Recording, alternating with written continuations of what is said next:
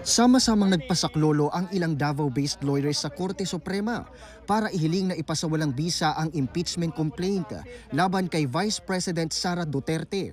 Kaninang umaga ay naghain ang mga ito ng petition for certiorari and prohibition kasama ang iba pang petitioners mula sa Davao City Council.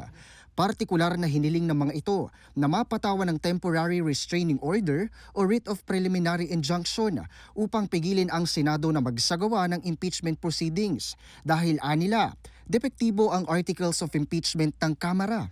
Ipinasasawalang bisa rin ito ang articles of impeachment dahil bigo umano nitong masunod ang constitutional requirements.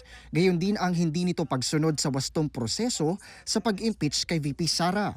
Pinangunahan ni Attorney Israelito Torion ang paghahain ng petisyon at umaasaan niya silang ipagkakaloob ng mataas na korte ang kanilang kahilingan.